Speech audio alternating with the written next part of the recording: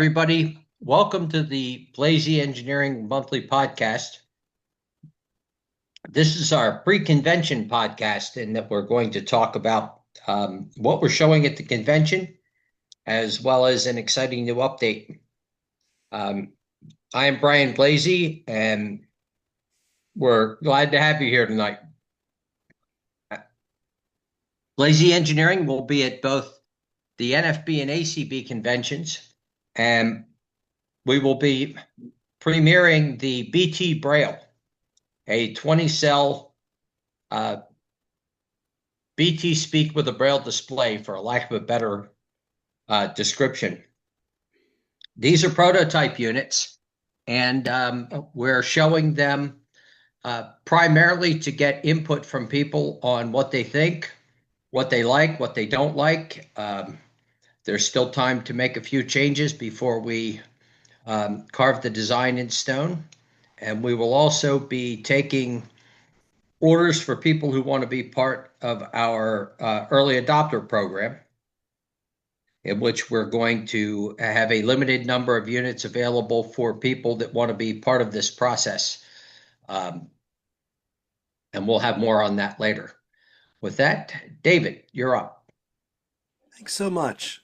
So yeah, we are really excited about the BT Braille.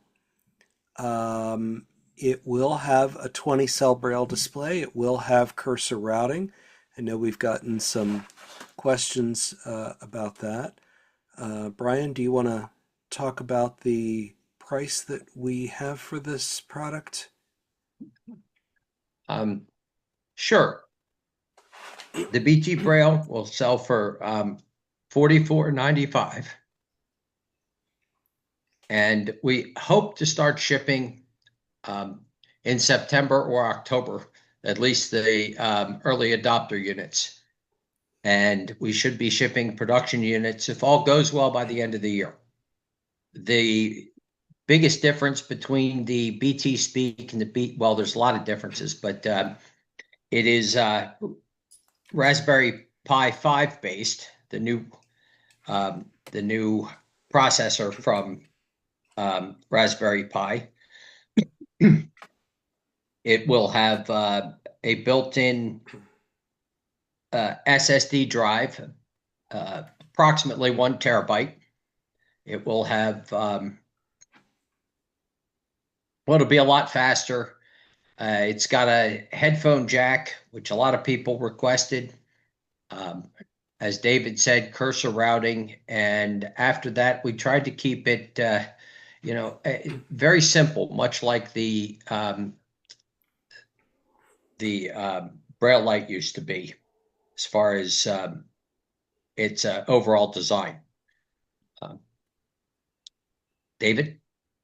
Yep, and it's got, I believe it's got 2 USB-C ports instead of the 1. So this is a totally different product than the BT Speak, although all of the features that you've been hearing about in the past year, if you've been following our work with the BT Speak, all these features that you've been hearing about, including the ones that we're going to talk about tonight, are in the BT Braille. So every application program, all the commands, everything that you have heard about, it will be in the BT Braille that we already have in the BT Speak. And for those of you who have a BT Speak, you will be able to use the BT Braille with no problem, because it's really the same type of keyboard. So for BT Speak owners who want to use a BT Braille, it's going to be a very easy transition. And for those who have not used a BT Speak, we think that this is a very easy product to learn, and we hope you like it. We're going to be at both of the conventions this year in the United States, both the NFB convention in New Orleans and the ACB convention in Dallas. And we're going to be at both. We're going to have BT Speaks. So if you want to see a BT Speak, if you haven't already seen it, this is a good time to check it out.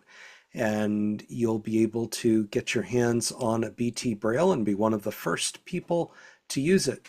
And give it a try and let us know, as Brian said, what you like and what you don't like. So stop by the convention and visit us.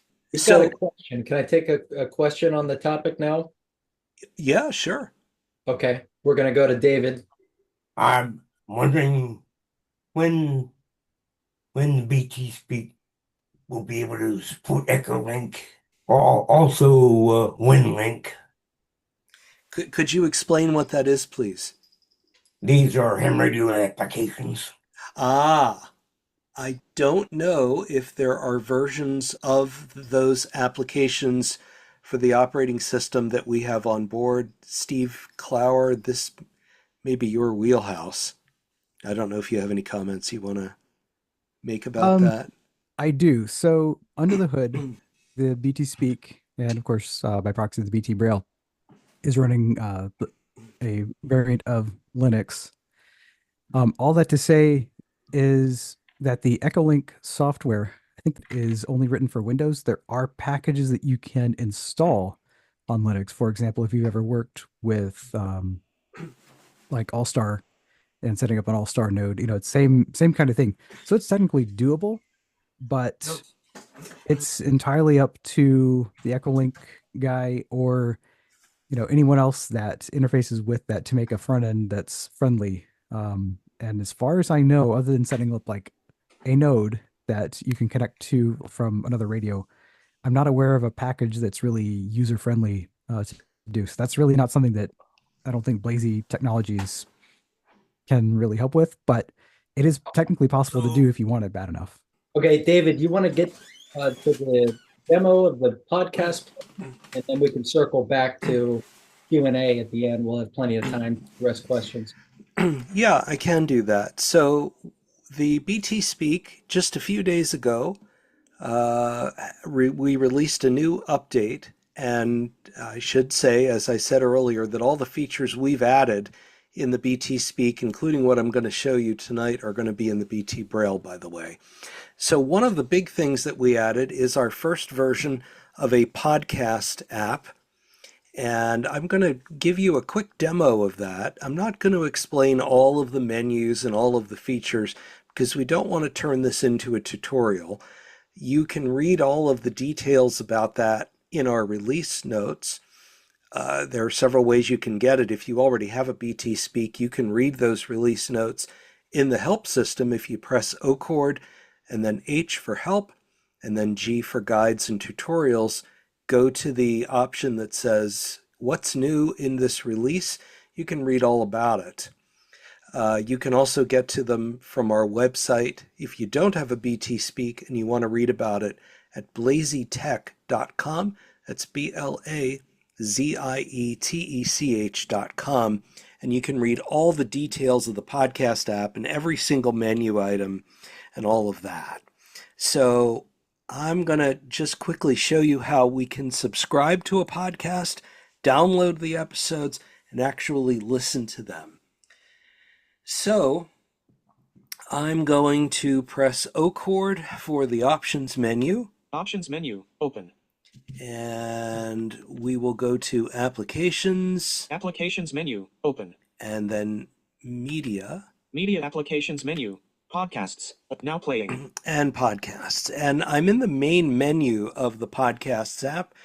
The first option says now playing. The one I want to get to is manage feeds. Manage feeds. And we'll press enter on that. Search podcast index. Now, there are a couple of choices here, but the one I want happens to be the one I'm pointing to, which is search podcast index. I'll press enter on that, and it's going to ask what I want to search for. Search term for podcast index. Search term for podcast index. And I'm going to look for a podcast called Access On. That is a technology podcast produced by the National Federation of the Blind. Many of you listening to that probably know about it and may already be subscribed to it. It's hosted by our friend Jonathan Mosen. So I'm just going to search for the word Access On. Space. And press enter. Anas Rafiq. Okay.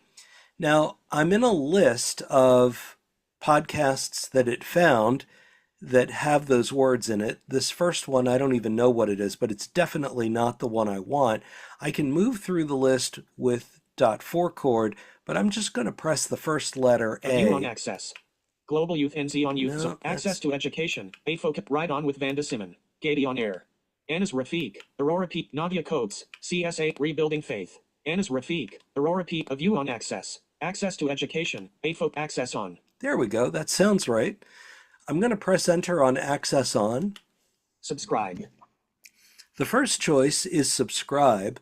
It's probably what I'm going to do, but I want to make sure I'm on the right podcast. So there's a section, View an info. option called View Info that'll give me some more information about the podcast before I subscribe to it.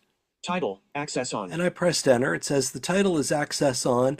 We'll move down with .4 chord to listen to a description of this podcast just to make sure that it's the one I want. Hosted by Jonathan Mosen. Access on features breaking technology news, product demonstrations, reviews, comparisons, and interviews. Okay, I stopped that, but that definitely sounds like what I want.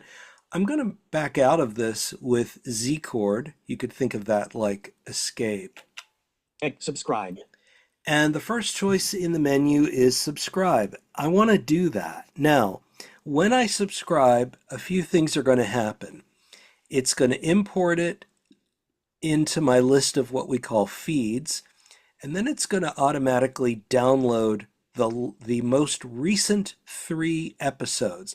There are certainly more than 3 episodes in the list, and I can download other ones, but by default, it is going to download the last 3. I'm going to press enter. Imported access on. Updating access on. Size 57 MB. Disk free. 1687 MB. Okay, 4x8 EB6C1 let's turn that down just a little bit so it won't step over me. So what it's doing is it is downloading the episodes that I want. My BT Speak is doing a little bit of haptic feedback and doing some vibrations. It's telling me how much space is left on my BT Speak, and it's done. So let's turn up the volume a little bit. There we go.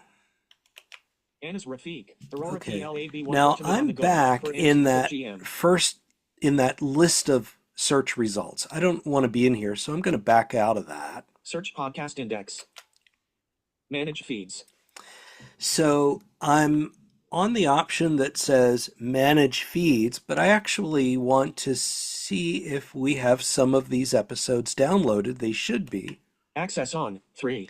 Okay, it says Access On 3. So that means that I'm pointing to the podcast called Access On. The number 3 means that there are 3 episodes that have already downloaded.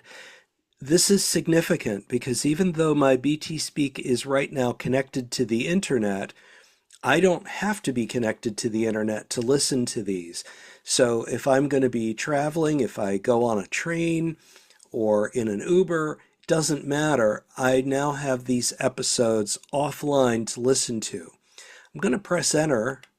Access on AI prompt engineering. How to communicate with AI to get the results you want. Access on more tech activities at National Convention. New Meta Oakley smart glasses. And widespread confusion about JAWS pricing changes. Okay, that was the very long title of the most recent episode, talking about things going on at the NFB convention, because this is an NFB podcast, talking about the Meta Oakley smart glasses that have just been announced, and some changes in JAWS pricing. Now, I'm going to press enter on that episode. Play more tech activities at National Convention. Okay, so I can play that.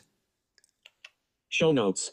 I can review the show notes. Delete. Or I can delete it. Show notes. Play more tech Now, activities I'm at going to start playing it, and I'm going to press enter, and because it's already downloaded on the BT Speak, it should start right away. Live life you. Okay, and there is the opening theme of the podcast. You heard it say paused. I pressed the space key to do that. I'm now in a menu that we've developed called the Now Playing menu. There's a lot here. I'm not going to have time to show you everything, but it's very intuitive, especially if you already know the BT Speak. You know how when you're in the speech controls menu, you can press dot 4 to change the volume of the speech and make it louder. Pressing dot 1 makes it softer, and pressing dot 5 makes the speech faster, and pressing dot 2 makes the speech slower. That's been in there since the beginning, and even if you go back to the Braille and Speak, those are the same commands.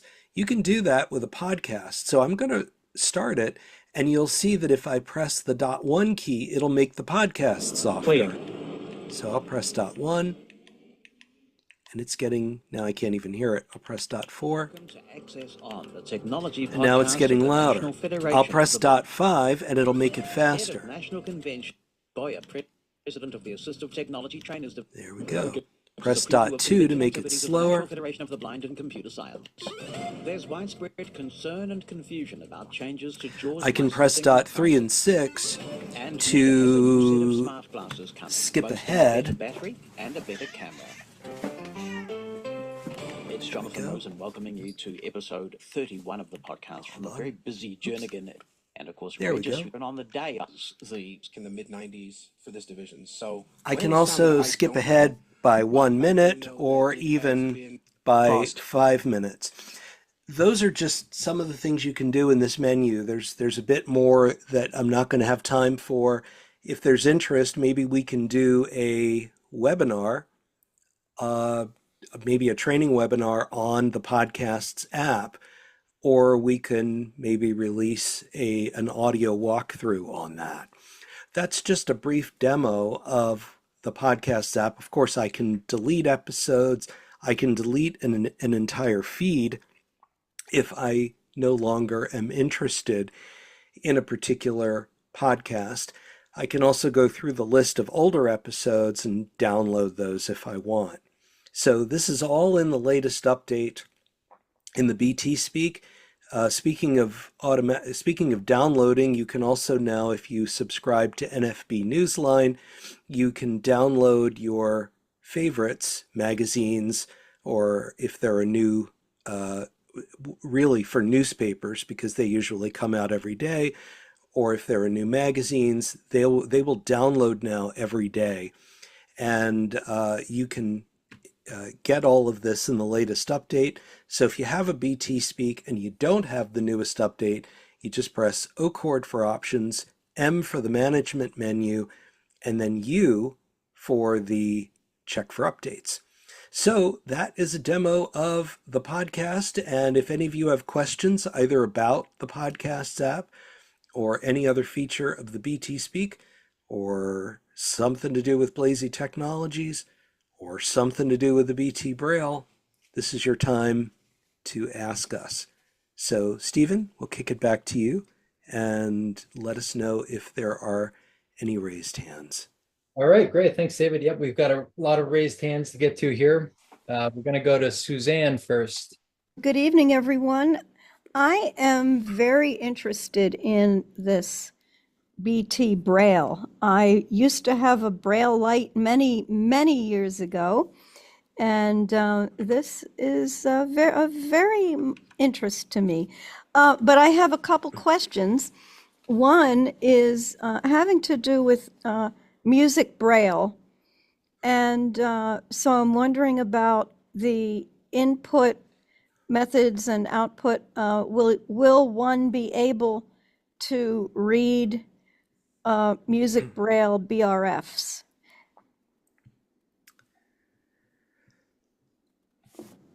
So I know that, it can read BRF files, but as far as, it doesn't have at the moment any kind of translator for music Braille. That does not mean that it's not possible. Can I jump in, David? Yeah, please. I was just going to call on you to see if you had any insight or viewpoints on this. Sure. So, yes, the BT Speak doesn't necessarily translate music notation from like Braille music to OpenXML format that you might be thinking of with composition programs like Sibelius. But if you have BRFs from, say, National Library Service or anywhere else, the BT Speak or BT Braille, rather, I suspect, is just going to show them because it doesn't have to do any special back translation for Braille that it would show on the display. Whatever is in the file is what's going to show up. So if you can read, so if you can great. emboss it, or if it shows up on any other display, it's going to show up fine on the BT Braille. Okay, and then I have just one more question, and that is, what will be the method for advancing lines? Are there going to be thumb keys or keys at the end of the line, or how will that work? There are currently some navigation bars/buttons on either side of the display, and they are going to be somewhat configurable. So it isn't that they're locked to only do one thing. Oh, good. They will have some varied functionality. All right, thanks, Suzanne. We're going to go to Brandon. All right, I got a few quick questions. One, will the BT Braille have anything that the BT Speak either may or may not have during launch? I know the SSD, the built-in SSD is one, but is there anything else? So the BT Speak and BT Braille both have built-in storage, but the BT Braille's going to have more storage than the BT Speak. As Brian said, it is going to have a headphone jack, which we don't have on the BT Speak. I believe it will have an extra USB port, and it is going to have, Brian mentioned it's using a different board, and what this is going to translate to is faster performance. So it's actually going to perform with certain functions faster than the BT Speak will. Roughly 4 times as fast on average. Yeah. Okay. Will there also be a way to eventually update components in the BT Speak to what's in the Braille? Like, for instance, if you want the faster storage or the upgraded processor. Well, the problem is that would mean a whole new BT Speak. Brian, you can speak to that, but I think, Brian, you've talked about that on another podcast that we were on, and it's not as simple as just shoving in a new board into the current BT Speak. I don't really think that that's going to be possible at this time. And if it is, it would be a whole new BT Speak. The BT Speak would have to get significantly larger. We can put the faster processor in the BT Braille because the BT Braille is larger and it has a much larger battery. And you need that battery with faster processor. And my last question is, will there be any different speech engines in the BT Braille that the BT Speak won't have at a later time? Or will it all be the same? I don't see that happening. I think that whatever speech engines and voices you see in the BT Speak are going to be in the BT Braille and vice versa. Because that's all software, and all the software that you know about in the BT Speak is going to get into the BT Braille. So the good news is that any voices that you currently use in the BT Speak are automatically going to be available in the BT Braille. Okay, we're going to go to a phone number now. Yes, hello, this is Nicole Bond from Colorado Springs. Couldn't grab the number that I'm typically accustomed to grabbing, so I'm here on this number. Can you all hear me? Hi, Nicole. Sure. Yes. Hi, Nicole. Loud and clear. Hey, Hello. Nicole. It's good to hear from you. Oh, thank you. I was pretty excited to attend this particular webinar. I have a few questions about the convention and then the BT Braille. They should be pretty quick. I had heard somewhere I will not be able to attend either convention. I would love to, but health is prohibitive. So, but I'd heard that there was a little rumor circulating that at least the demonstration was going to be available on Zoom for the ACB convention. Is that true? We did. Okay, so there's a little bit of truth to that rumor. So with the ACB convention, there was a kind of a pre-convention. The ACB is doing some virtual programming right now before the actual in-person events start. And even when the in-person events start, there's going to be some virtual programming, some hybrid stuff. We did do a there was an exhibitor showcase, it was called. There actually was one for both conventions, and we were present for that. We were invited to be available, and we did that, but it wasn't really a demonstration. It was more just talking about what we do and what products we're going to be demoing. We really didn't have time for an actual demonstration because for ACB, you only had 3 minutes for Oh, each wow. vendor. Okay. And we did that. And believe me, I have no problem talking for 3 minutes. But that wasn't really enough time to do a BT Speak demo or even to go into major detail about the BT Braille. Okay. Okay, that makes sense. Yeah, and I don't. That said, Yeah. I will tell you that if you watch the technology podcasts, several of the major podcasters are walking around doing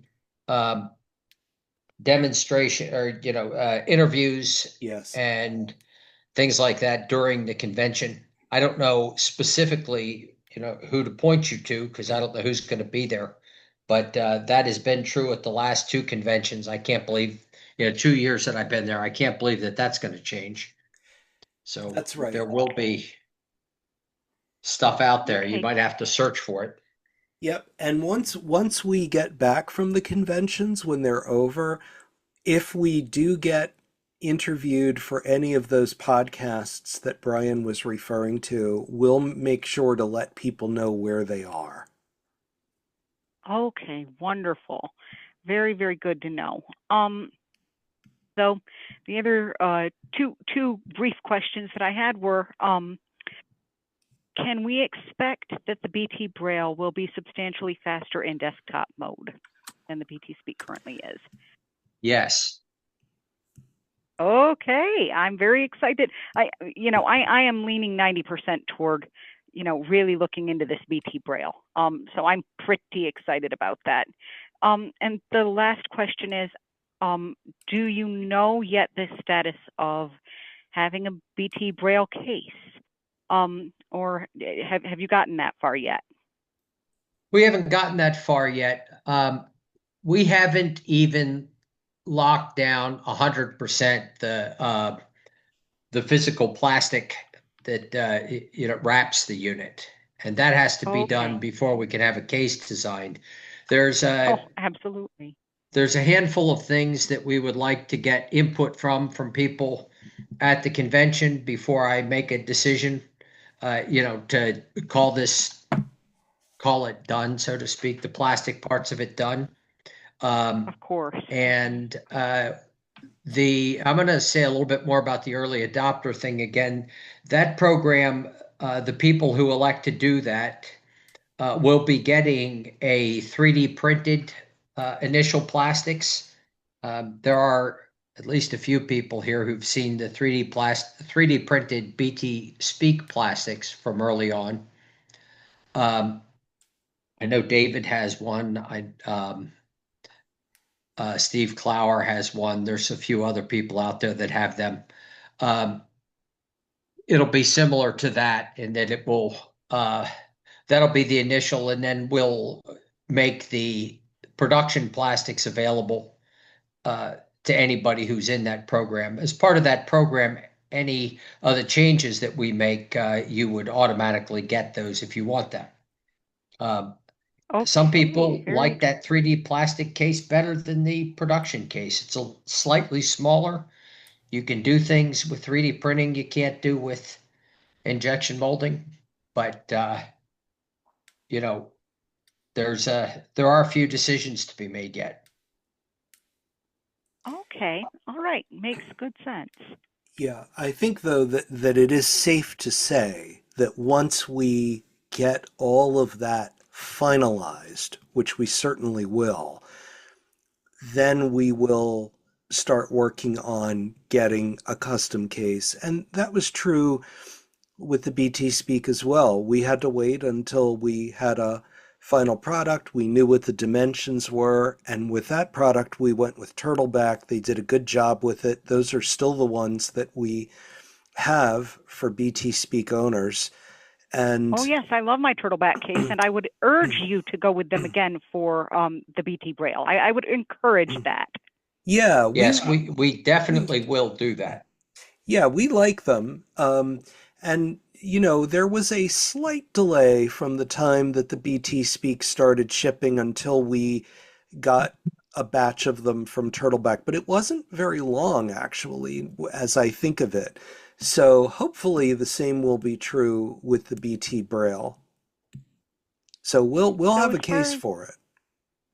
Okay. And as far as the early adopter program goes, which I know you're going to get into here in a few minutes, but basically anyone who chose to opt into that would be receiving kind of the same thing that you're bringing to the convention. Is that correct?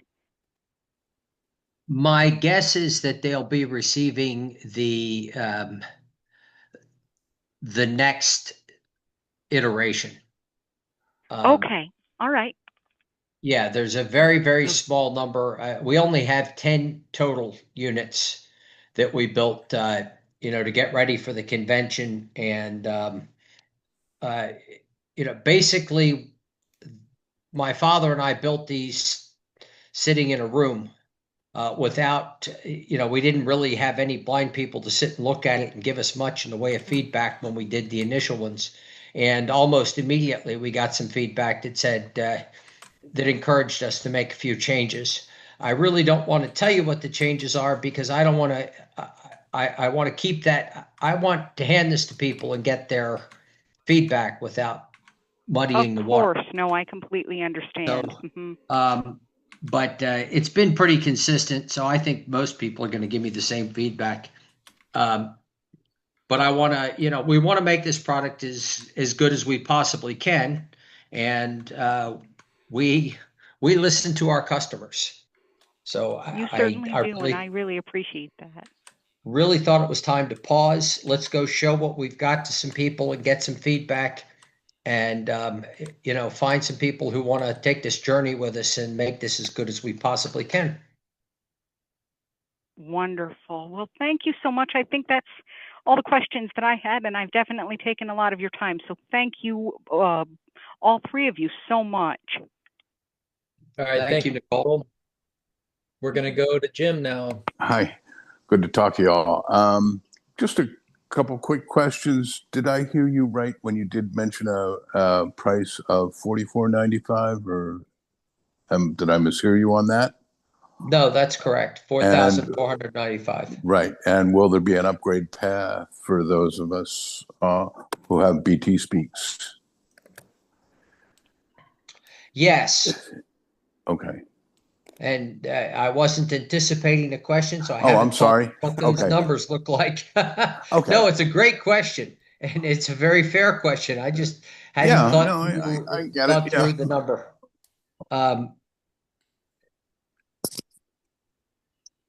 But if I were interested in becoming an early adopter, how would I go about? Are you going to be at the conventions? No, I'm not. I can't make it this year. Okay. Unfortunately. Call me after the conventions are over and see where we are. Absolutely. All right. I'll be glad to do that. Go from there. All right. Thank you very much. Thank you, Jim. Let's go to Andrea. Audio now unmuted. Hello. Hi, David. Hi. For the person that was asking about the podcasts, the one I'd look at is Blind Bargains. They always have somebody at convention. Yes. And I'm not a big listener to them because they tend to be a little chatty for me, but they always are there. The other one is ACB has its own conference podcast, and they're usually really good about getting. Now, I haven't looked at it yet, and I imagine you can get it. I was a little late, so David, did you mention who who are you using for a podcast for the podcast feeds? Do we have a choice of what platform you're using, or that you're using something particular? That is a good question. I would tell you if I knew, but I'm not Okay. certain. Okay. And Steve, I don't know if you know, but the developer who wrote that for us, one of our developers, is not on this call. Okay. So if you want to just ask about it on the support list, or just write to us, or write to me, or email Yeah. support@blazie.net. Just ask about it. We'll be glad to tell you. It's not a big deal. I'm just curious because it tends to affect a little bit what feeds you can find depending on where they're getting them Yes. from.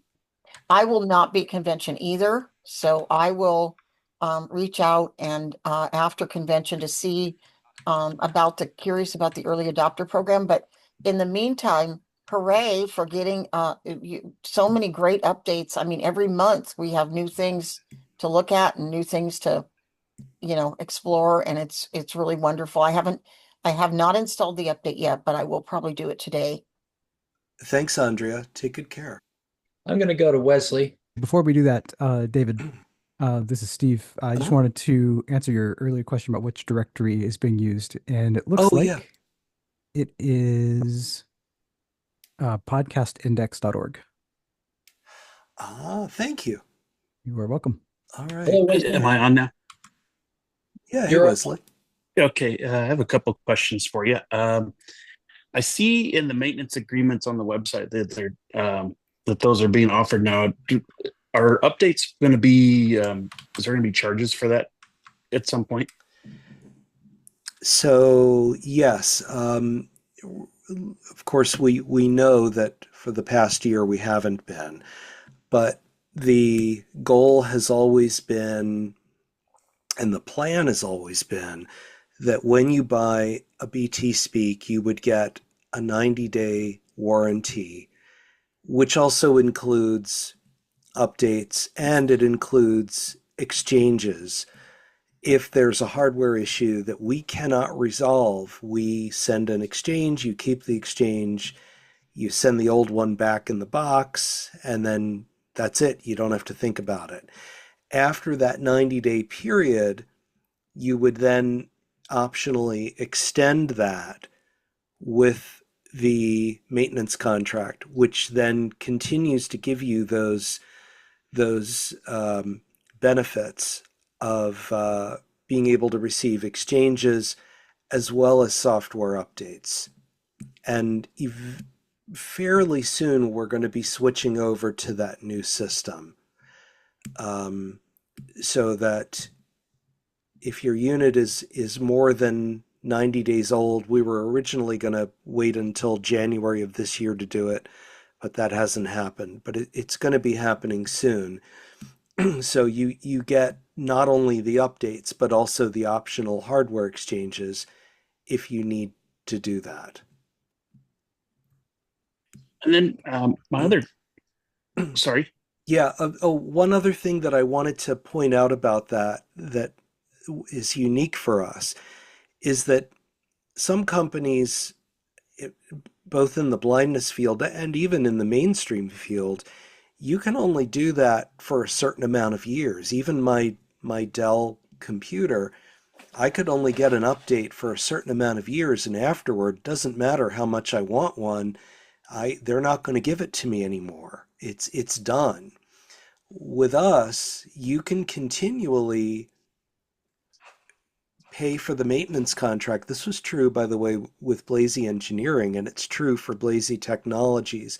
So there isn't just a 1-year limit or a 2-year limit. You can keep renewing and not only continue to get software updates, but continue to get exchange coverage, again, if you need it. Go ahead with your second question. So I'm wondering if there are any resources available. I'd heard on other podcasts that there were some programs that people had either written for the device or had tried with it. And I haven't seen anything on your website about that. And also wondering if there's resources, because I had heard that you can attach a Braille display to the BT Speak. Are there resources to tell you any of those things? So these are really two separate issues. And Steve Clower, please feel free to jump in whenever.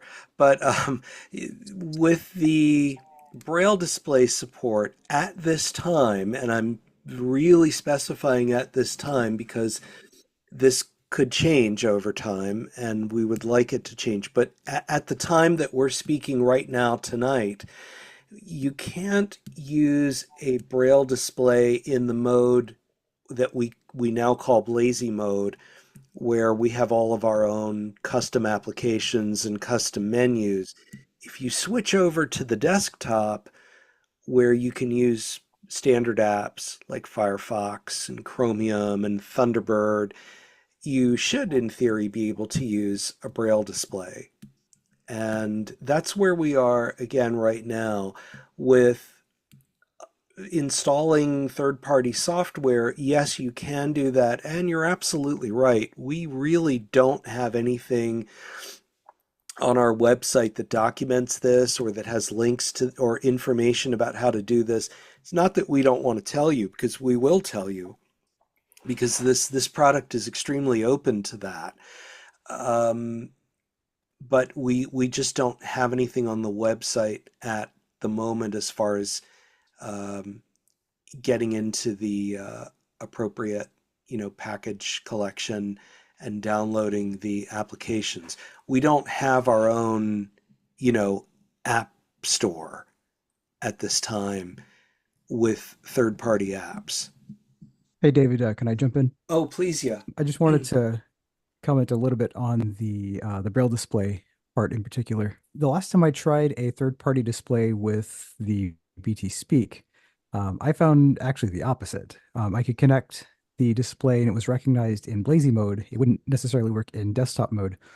The current challenge with the BT Speak today using a display in Blazie mode isn't that the display doesn't connect.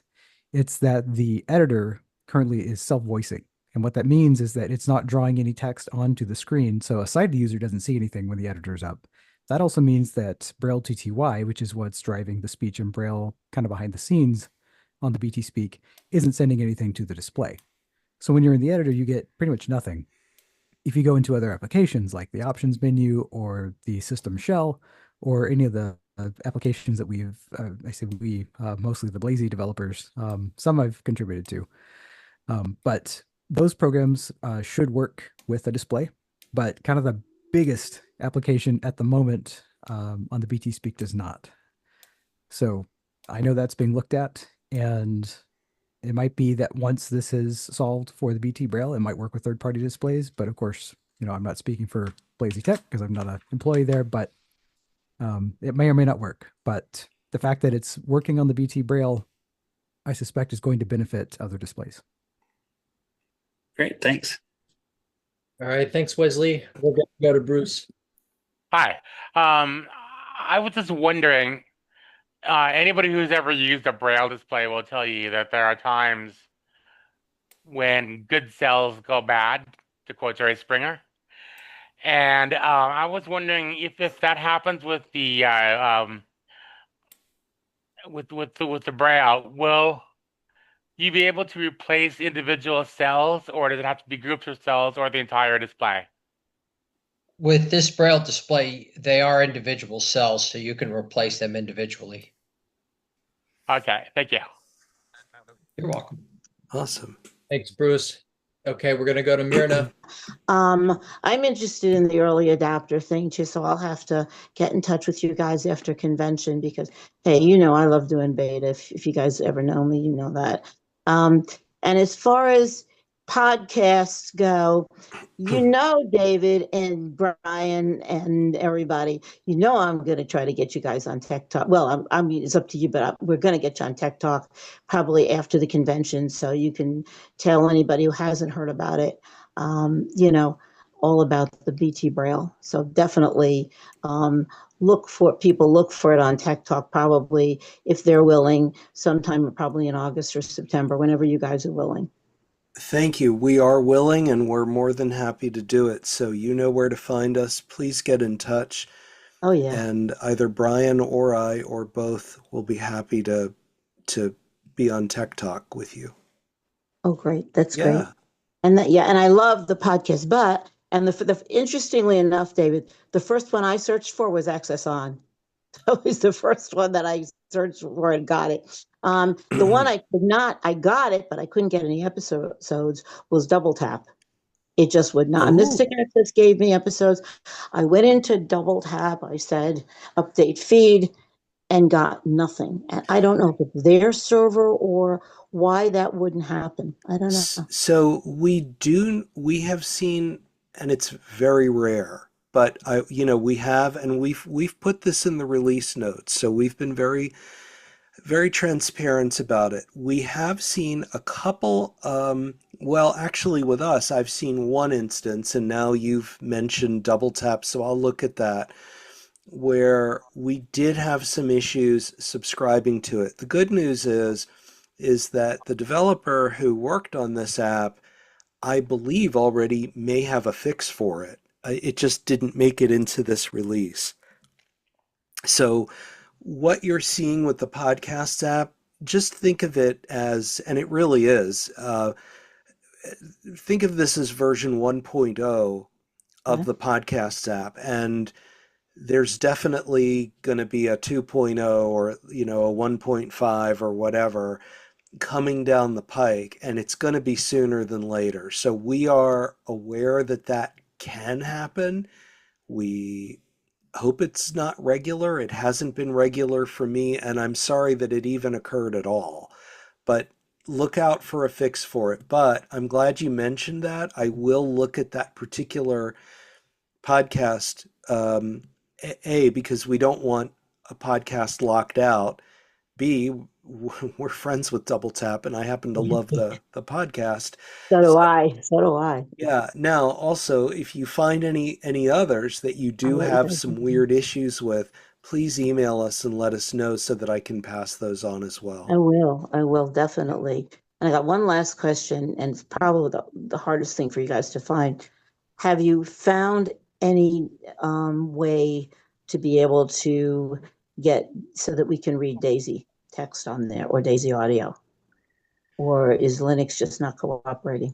No, so there's a couple of levels to your question. Are you talking about Daisy Audio in general, like from anywhere, like from Bookshare, or are you talking about Daisy Audio from Bard? Okay. No, not Daisy Audio from Bard. I mean, we can, if you go to the desktop, go to the Explorer, you can download the Bard Braille books for sure. Yeah. So there's going to be no problem with that.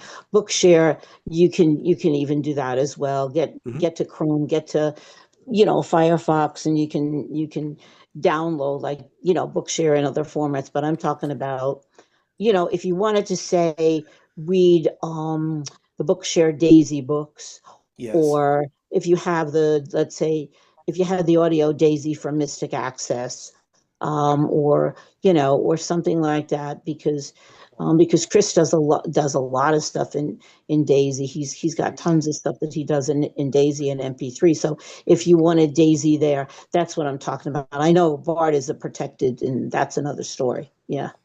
Yeah, so Steve, you may know more about this than I do, but btspeak has a Daisy player on board already. It hasn't been wired into the UI yet, and so you're not going to find it in our menus or anything, but it's likely capable of playing some of those as long as there's no digital rights management module built in like Bard has or some others. No, that's what I'm talking about. I know, just if there's no digital rights. So it's a lot of it would be like Bookshare or stuff like that, or the Daisy audios that you can get that are not Bard, or stuff not with DRM. That's what I'm talking about. Right. Yeah, if there's sufficient interest, there's no reason that we couldn't get something. Put it on there, Brian. Put it on there. Come on. Yes. Yeah, please put it on there. Because I mean, all the stuff that is out, the other stuff that is out kind of has it. So I wish you guys had it, put it on there. Can I make I'm sorry. I Yeah, go ahead, Ben. This is Ben Blatchford, who does Yeah. our support. So many of you who call us probably know him. Ben, your audio is a bit low, though. Okay, Yeah, is this better? I'm sorry. It's a little better. It needs to be a little louder. Is this better then? Yeah, that's great. That's good. Okay. Better. Yeah. Yeah. So I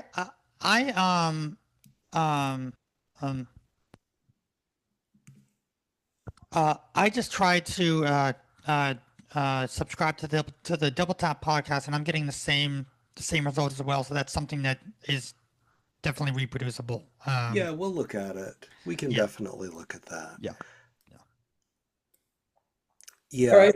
and your question about a Daisy player for just open non-DRM, non-protected Daisy, that's reasonable. We can look into it. We already started looking into it, and that's why, as Steven says, we some of it's already there. It's just a bit hidden. That's good. No, that would be really good. Yeah, and we're not trying to hide it deliberately. No, I know. I know, because I know the last time someone said that they were having problems finding one for Linux, and I remember somebody saying that. So, yeah. Yeah, we just need to do more testing with it to make sure that it really works as expected and that it's fully accessible, because we don't want to release something just to say that we've done it and then find out that there are some issues where it's not doing what we want. No, that's for sure. I mean, because you don't want bugs and everybody back at you saying, "I can't read this." Yeah, I know. Yeah. No, and that's all I had. Thanks, Just please don't make us sign into Zoom, please. Myrna, one thing I would like to add is that, there are millions of podcasts, and I think we're going to be chasing podcasts that don't work as long as we have this app. We'll get most of them fixed pretty quickly, but it's a numbers game, and there's so many different variables that I'm sure there's always going to be some that won't work. Yeah. Okay. But we'll do our best. I know you guys always do. I've seen more updates to this unit than anything else I've ever worked with in my life. So yeah. Thank you. You're welcome. Okay, we've got 5 hands up here. I'm going to try to get to everyone who hasn't had the chance to ask a question yet. And that's Robert, you're on. Well, first of all, I'd like to thank the entire Blazie family and staff. I go back a few years, showing my age, of all the previous Blazie engineering products, and kudos to you all. And I even have met Dean and Brian over the years, but many years ago. I'm talking about the Braille display, and this is not directly related to the current Braille display, but Brian, you did say you do listen to your customers, and I don't mean to put you on the spot at the moment, but how hard would it be to develop a Braille speak with half a dozen Braille cells in it so that you can still keep it in your pocket, as opposed to a full 20 cell display that that is bigger. So the idea of a half a dozen Braille displays would really be just finding out what is current information that you're entering and whether it's correct, or just verifying certain stuff. So it wouldn't be a full Braille display, but nevertheless it would be half a dozen cells and more or less the same size as the Braille speak. Any thoughts on that? Or? Well, the problem is that they would not. It wouldn't make it any smaller than the 20 cell version, because of the layout of the Braille cells themselves. The Braille display doesn't make the product significantly wider. It makes it taller, and that's to accommodate. Even if you had one cell, you would have to do that. Now you could make a custom cell. Telesensory did that way back when. Didn't go over too well, but it's really that's not it's just not feasible. It wouldn't make you couldn't keep the BT Braille size. Now, that said, there are some other Braille display technologies that are coming down the pike. They have that potential in that they're much smaller in their finished format. They would make the product slightly larger, but not a lot. You could keep it wouldn't get a whole lot thicker, and then it might be a possibility. But that technology has to mature a little bit before I'd be comfortable investing in developing a product around it. This product development is, it's a significant undertaking. We've got over a year in the BT Braille now, and we're not quite there yet. So, Yeah, no, I appreciate the comeback. I'm familiar with the other technologies that you're probably familiar with, the Korean company Dot Watch, where they have like 4 cells on a quote unquote smartwatch. So that would be the kind of Braille technology that I was referring to, but not necessarily the electropiezo display that you folks are having. But I just wanted to get your thoughts on that, because having a device that you can, like with the Braille Speak, that you could literally slap into your pocket, more or less the size of a iPhone 14 Pro or whatever the comparison was originally made. Having that with half a dozen Braille cells would be a real nice to have. But I appreciate your willingness to even answer the question. So kudos to you for that.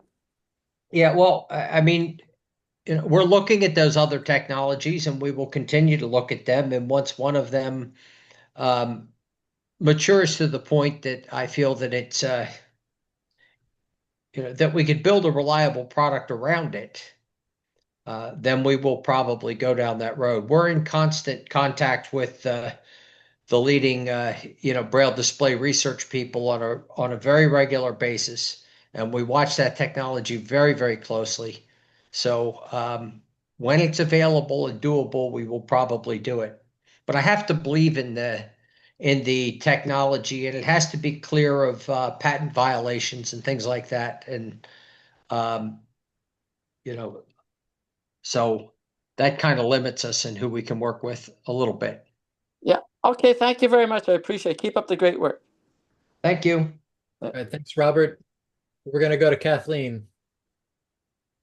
I wanted to ask, I hope this isn't a ridiculous question, but I'm trying to become as efficient as I can. I really miss the note takers. I miss the speech, which I can't believe people are so caught up in this make the Braille display, because what we've been missing is the speech, not the displays. There's a million displays out there. But is anybody changing the way they do the keyboard, using maybe dots 1 and 4 with your middle fingers, and then, or is it using the regular keyboard and then your thumbs for the backspace, dot 8, 7 space? Because sometimes it's really awkward to make a command. So is everybody using the regular Braille key position and then just use your thumbs for the lower keys? Is there something specific with the BT Speak that you've noticed that you think we could improve on? Well, I guess you can't change the width of it. I'm surprised that the 7 and 8 weren't put on the row above so you could use your pinkies, and then use your thumb for the space bar. Okay. Yeah, and of course the space bar is, on the bottom so that you can use your thumb. But like, if you have to do like say 7 and 8 with, with a letter, it's a little tricky. Maybe it's me. I just have small hands, but. Okay. And the other question is, do you have any earphones that you recommend with is it just any Bluetooth speaker or headphones?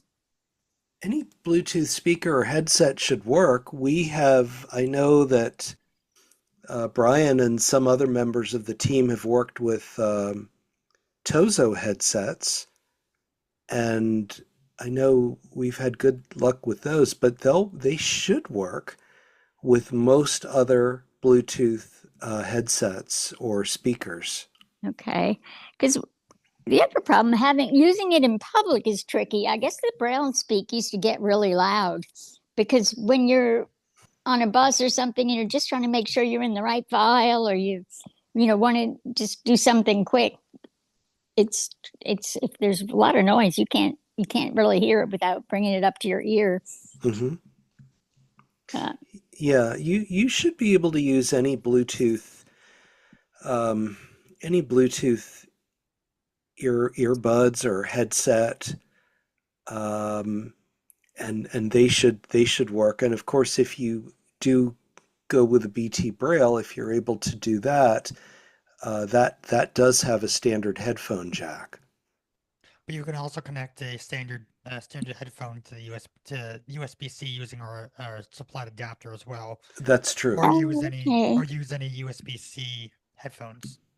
Okay, that's good to know. But it's not like I'm whining and complaining. I mean, I've really waited a long time for something with voice to come back on the market. So I'm really, Yeah, I mean, even though we really are prioritizing on getting the BT Braille out, the BT Speak is our flagship product. It's right. Braille in, speech out. And, that was why we started working on that about 5 years ago, because there wasn't a speech-only device out there similar to what we had with the Braille and Speak. So we think the BT Speak solves that problem. This is Steve. Also, want to give another headphone recommendation if you're looking for one. The USB-C earpods from Apple work great. Really? With the BT Speak, and they're only like $15. If you don't have a pair, grab a couple. You won't regret it. That's what I was going to recommend. Okay, cool. All right, I got to get off the phone and play with mine now. Good to hear from you, Kathleen. Okay, finally we have 503. So I guess something I'm wondering about is, you probably mentioned it earlier, but do you know when the BT Braille will come out? Yeah, I believe we'll be shipping the pre-release units in September, October, and we hope to be shipping production units by the first of the year at the latest. That's the hope. Will there be any way to try out a prototype, like to demo it? But you mentioned the NFB and ACB conventions, but like besides those? We will have the units with us at the other conventions that we're attending throughout this year. Okay. Where are you located? Oregon. In Oregon. Okay. Yeah, I don't know of anything in that specific area, but keep an eye on our website as the year goes on. We're constantly updating things. I don't know of any conventions or happenings up in the Oregon area that we have any intention of participating in yet, but that could change. Okay, and also, do you know how well it'll handle math in Nemeth? I mean, it will display it just fine. Okay. It's really the application and what you're trying to do in Nemeth that would make the difference, and whether or not there's some Nemeth specific programs running, and I don't know of any of those yet, but there could be some. If one of the other guys out there knows of something, speak up. Okay, and just so you know, I'm really just referring to any proprietary software you have, that being able to support Nemeth. It wouldn't have to be every application. I can tell you that my brother Stephen and I were discussing this very issue earlier this week and trying to develop some specific stuff, some training stuff for Nemeth, and some other tools. But, if you could send us a note describing specifically what you're looking for. Developing tools for the education market is very high on our radar and our priority list at the moment. Thanks. Sounds great. Thank you. Okay, we're going to wrap up the last two questions here. Andrea, did you have something else to add? I really appreciate the fact that you can do replacing separate Braille cells. I had an experience with another company a few months ago who was trying to force me to replace my whole Braille display when it did not need replacing. I used to do Braille quality control, and I knew there was nothing wrong with my Braille display. And I didn't end up having it replaced because it didn't need, I had sent it in for another issue, and they said, oh, you have all these bad cells, and well, there was nothing wrong with it. And I told them, fix what I paid you to fix and send it back, please. And it's really annoying with, I've had a couple of experiences now with other blindness related product companies where they're forcing you to make repairs that in my view, don't always need to be made, or telling you things that aren't necessarily true about your product. And it's really frustrating because these things are expensive. You know, any repair you do is expensive. My other question is, would it be possible if you didn't care about the hardware replacement, you just wanted to do the upgrades? Could you pay for a maintenance agreement that would allow you to just keep your unit updated and not have the hardware upgrade component? I'm just thinking it might be a cheaper option for some of us who don't care as much about necessarily when our hardware goes, if there's a problem, we can pay to have it fixed, or but just want to make sure we can keep our units, especially with all the updates you have coming out. Yes, that is going to be an option. I believe the price that we're going to be charging for that is $50 for an update. So now, obviously, if someone has a maintenance contract, they don't need to pay for updates because that's one of the benefits of a maintenance contract. It's not the only one, by the way, but it's one of them. But if someone doesn't have a maintenance contract, they are free to wait. And if they wait, let's say for 6 months, and then an update comes out and they say, oh man, I've got to have this. Right. They can pay $50 and get that update. Yes. And is there a price? I may have missed it. Is there going to be, do you have a price for the maintenance contract? Is it yearly? I want to add one thing to David's statement for clarity. When you do buy that upgrade 6 months later, you get all of the software that you missed for those last 6 months in one shot. And so it's not like you need to pay for every single update. Gotcha. It's whenever you choose. It's retroactive. It would update everything. Brings you to current. Yes. Thank you. And then what did I just say? I asked him. Yeah, the price of the maintenance contract? Yes, thank you. For the BT speak, for the BT Braille, we have not totally solidified that price yet. For the BT speak, we have, and that is, you can either pay $200 for the year or you can pay $20 a month. Okay, fair enough. And one other quick question. I have a note that's open and I cannot close it. I started to respond to an email offline and never finished the email. And even now, when I just updated, the note's still open and I cannot get rid of it. Okay, so what am I not doing? So when you're in the note, just press E chord for the edit menu, and then C for close. Thank you, David. Because even after I updated, it's still there. That was really weird. I thought. Yeah, that doesn't surprise me, and that's not a bug, actually. No, I didn't think it was. I think it was me not knowing what to do. No worries. Just E chord C, edit menu, C for close, and it will close. It'll still be in the file browser, but it won't be open. And I love the new menus. I think they're way less complicated. I mean, I'm sure there was a reason why you did it the original way that you did it, but they're more intuitive, I think. We think so as well. Thank you. Yes, thanks. Thank you. Michael, one last chance. Can you try to unmute yourself? I feel bad for Michael. He didn't get a chance to ask his question. I'd asked this question, I think, on the list, but if the answer came in, I didn't hear it. Is there a way to turn off Bluetooth and Wi-Fi? Say, like when you're on an airplane, just want to listen to some audio and save battery. I don't know how much significantly that would save battery, but we don't have a way of toggling that off. Obviously, if you're connected to a Wi-Fi network or a Bluetooth device, you can disconnect, certainly from Wi-Fi.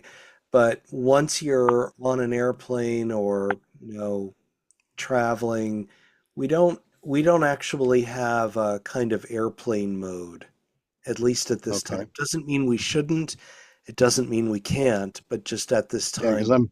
I'm going to be using my headphones to listen to a bunch of MP3s I downloaded onto an SD card, and so I didn't need Wi-Fi or Bluetooth. And I wonder if I'd save some battery if I could turn them off. We probably could look at that. I don't know how much battery it would save. I don't know, Stephen or Steve, if either of you have any insights or theories about that. But at the moment you can't. I think someone else asked for that as well. I don't even know if you can turn those off on the CM5. Interesting. And then someday there will be a 40-cell BT Braille, correct? That's still in the yeah, way that's down the road? definitely on the roadmap. It's on the roadmap, yeah. I will be in New Orleans. I am looking forward to coming and seeing you guys and get my hands on that BT Braille. So, and I don't know, early adopter, it'll depend on funding. I don't know if I'll be able to afford it, but I definitely do want to take a look at it. Well, we're looking forward to meeting you. Michael. Okay. Thank you, Mike. gentlemen. Have a good night. Thank you very much. I think that's it for tonight. Thanks everyone for joining us. We look forward to seeing you at the conventions. Good night from Blazie Technologies. Thank you so much for watching. If you enjoyed this video, make sure to give it a thumbs up and subscribe for more content like this.